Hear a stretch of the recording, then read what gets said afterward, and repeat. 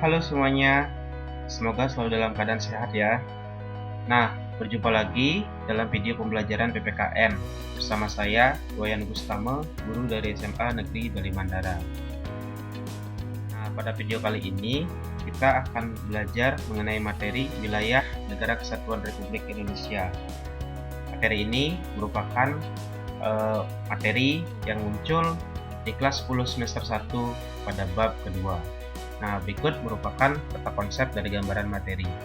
Pertama, kita akan mengenal konsep wilayah NKRI, kemudian jenis-jenis wilayah, dan berikutnya adalah batas-batas negara Kesatuan Republik Indonesia.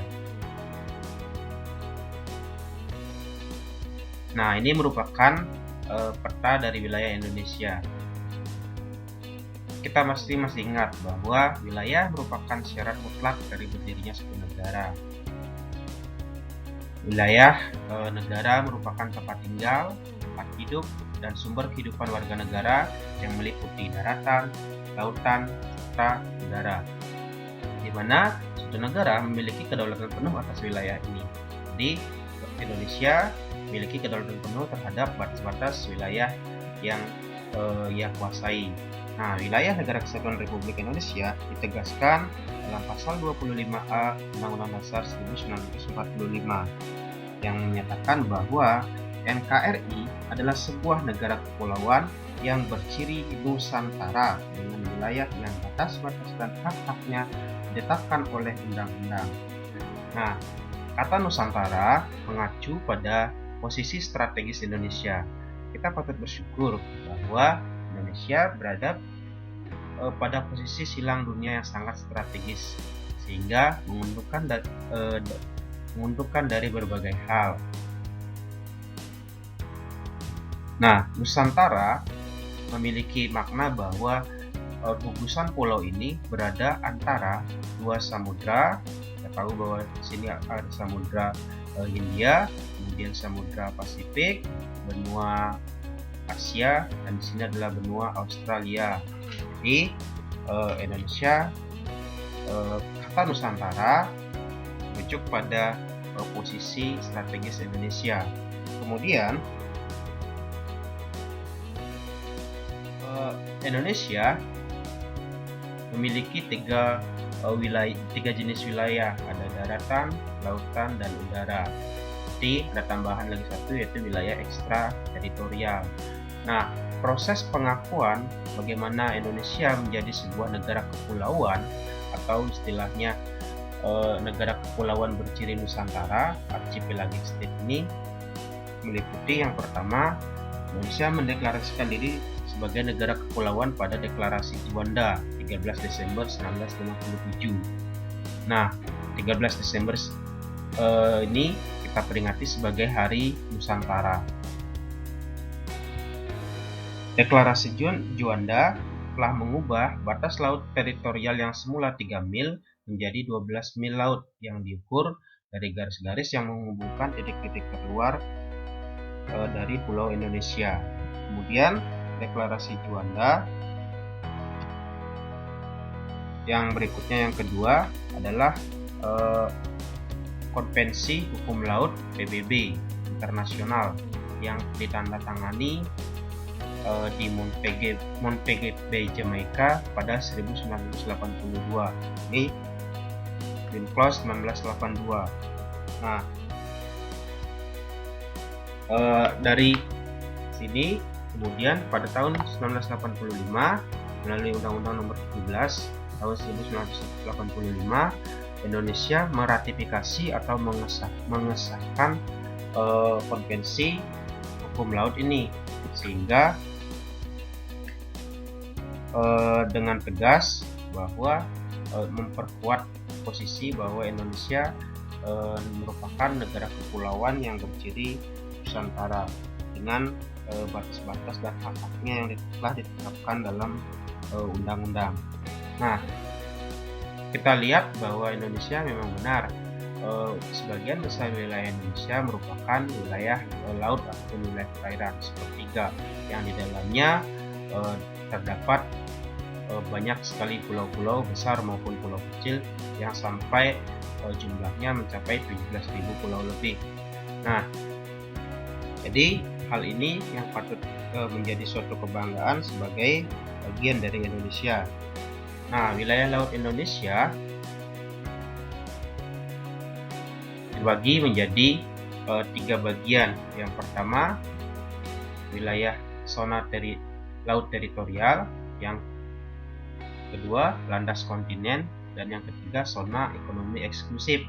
Pertama, zona laut teritorial adalah garis khayal yang berjarak 12 mil. Ini menjadi catatan adalah 12 mil dari laut, 12 mil laut dari garis dasar ke arah laut lepas. Nah, kemudian yang kedua adalah landas kontinen. Landas kontinen dasar laut yang secara geologis maupun morfologi.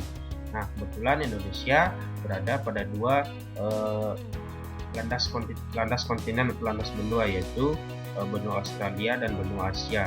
Nah, diambil dari jarak pulau keduanya tidak lebih dari 150 meter. Yang ketiga, zona ekonomi eksklusif merupakan jalur laut yang selebar 200 mil ke arah laut terbuka yang diukur dari garis dasar. Nah, berikut simulasi dari penjelasan bagaimana batas wilayah laut Indonesia. Nah, jika ini misalkan pulau terluar Indonesia, jadi wilayah laut pertama yang menjadi hak mutlak dari suatu negara adalah laut teritorial yang dengan jarak 12 mil dengan kedalaman penuh. Kemudian yang berikutnya ini jika diibaratkan ini adalah laut teritorial. Kemudian ini merupakan landas kontinen, jadi kedalamannya tidak lebih dari 150 meter. Jadi kalau misalnya masih kurang, itu dia akan mengambil maksimal ke arah lautnya adalah 200 mil. Kemudian ini adalah zona tambahan, jadi transisi menuju laut lepas dan menjadi wilayah laut dari suatu negara itu merupakan zona tambahan di 12 mil.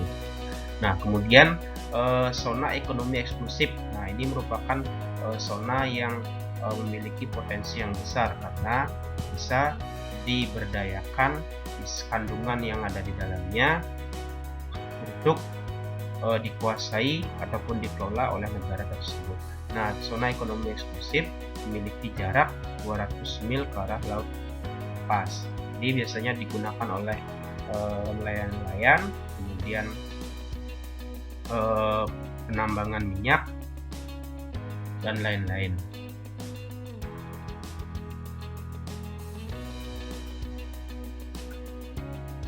Nah, yang berikutnya adalah wilayah darat. Kita ketahui bahwa wilayah daratan memiliki kedudukan yang juga sangat penting, mana di sini kita bermukim, kita bertempat tinggal, kita berdiam, dan pemerintahan wilayah Indonesia juga berkedudukan di wilayah darat tentunya.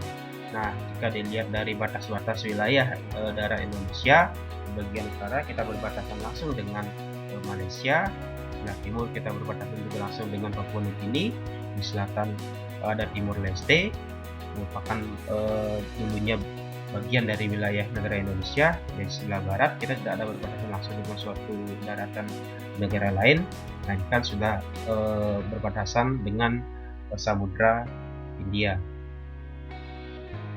Yang berikutnya wilayah udara.